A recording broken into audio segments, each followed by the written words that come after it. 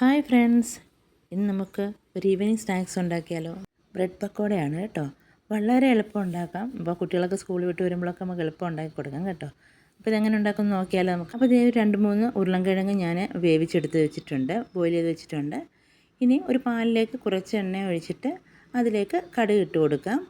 ഇനി ഒരു ചെറിയ കഷ്ണം ഇഞ്ചി, പച്ചമുളക്, വെളുത്തുള്ളി ഇതെല്ലാം കൂടെ നല്ലതായിട്ടൊന്ന് ചതച്ചെടുക്കാം. ഇത് നമ്മൾ പാനിലേക്കിട്ട് അതിൻ്റെ ഒരു പച്ചമണം ഒന്ന് മാറുന്നിടം വരെ നമുക്കൊന്ന് ഒന്ന് ചൂടാക്കിയെടുക്കാം. അപ്പോൾ ഇത് ഒന്ന് ചൂടാക്കിയെടുക്കുന്നുണ്ട്. വളരെ എളുപ്പമാണ് കേട്ടോ, ഇത് പെട്ടെന്ന് ഉണ്ടാക്കാവേ.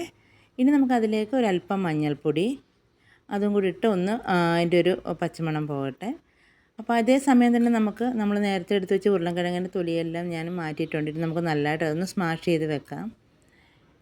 നമ്മൾ ഈ സ്മാഷ് ചെയ്ത ഉരുളൻകിഴങ്ങ് നമ്മളിപ്പം പാനിലേക്കിട്ട് നന്നായിട്ട് ഒന്ന് മിക്സ് ചെയ്തെടുക്കാം. നമുക്ക് പാനിലേക്കിട്ട് ഈ മസാലയും ഈ ഉരുളൻകിഴങ്ങും കൂടെ നല്ലതായിട്ട് മിക്സ് ചെയ്തെടുക്കാം.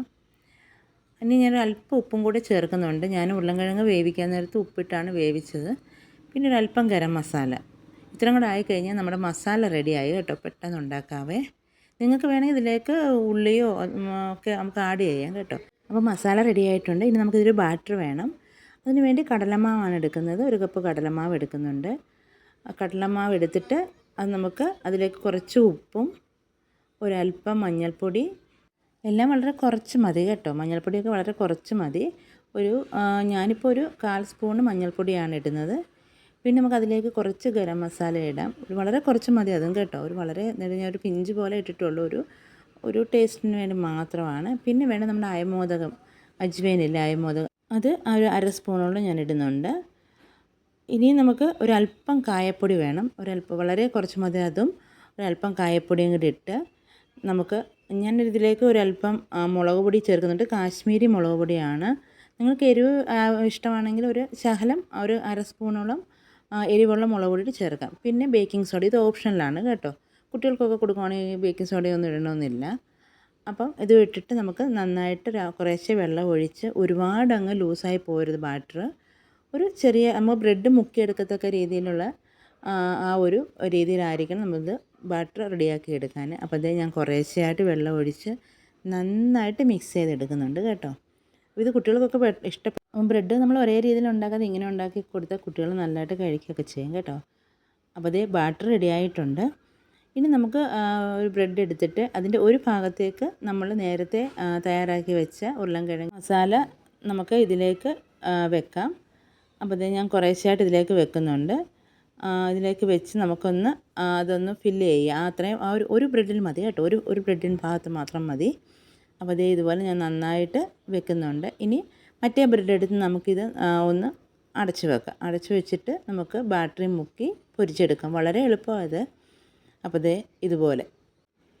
ഇനി നമുക്ക് ചൂട് കാട്ടിയുള്ള പാത്രത്തിലേക്ക് കുറച്ച് എണ്ണ ഒഴിക്കാം. ഇതൊന്ന് മുങ്ങിക്കിടക്കത്തക്ക രീതിയിലുള്ള എണ്ണ കേട്ടോ.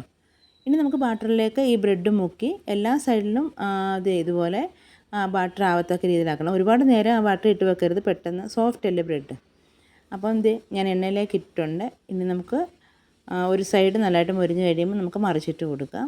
അപ്പോൾ തീ ഒരുപാട് കുറച്ച് വെക്കണ്ട, നമ്മൾ അതിൻ്റെ കൂടെ നിന്നാൽ മതി. അപ്പോൾ അതിങ്ങനെ തിരിച്ചും മറിച്ചും വിട്ട് നമുക്കത് വേവിച്ചെടുക്കാം. എണ്ണ കുറേശ്ശെയായിട്ട് അതിൻ്റെ സൈഡിലേക്കും ഒക്കെ നമുക്കൊന്ന് ആക്കി കൊടുക്കാം. എന്നിട്ട് നമുക്കത് പെട്ടെന്ന് തന്നെ കോരിയെടുക്കാം. ഇപ്പോൾ റെഡി ആയിട്ടുണ്ട്. ഇങ്ങനെ ബാക്കിയിരിക്കുന്ന ബ്രെഡും കൂടെ എടുക്കാം. ഇത് ടൊമാറ്റോ സോസിൻ്റെ ഒക്കെ കൂടെ കഴിക്കാൻ നല്ലതാണ്. ഇത് അങ്ങനെയൊന്നും ഇല്ലാതെ നമുക്ക് ഇത് മാത്രമായിട്ടും കഴിക്കാം കേട്ടോ. അപ്പോൾ ഞാൻ ബാക്കിയിരിക്കുന്ന ബ്രെഡും കൂടി ഇതേപോലെ ഒന്ന് പൊരിച്ചെടുക്കട്ടെ. അപ്പോൾ അതിൻ്റെ ഞാൻ ഇട്ട് പെട്ടെന്ന് അത് നമ്മൾ എണ്ണ ചൂടായി കിടക്കുന്നതുകൊണ്ട് എളുപ്പം നമുക്ക് ആവും അത്. അപ്പോൾ അതും കൂടെ റെഡിയാക്കി എടുത്തിട്ടുണ്ട്. ഇപ്പോൾ നമ്മൾ ബ്രെഡ് പക്കോട റെഡി ആയിട്ടുണ്ട്. ഞാനിതൊന്ന് കട്ട് ചെയ്ത് കാണിച്ചു തരാം നിങ്ങൾക്ക്.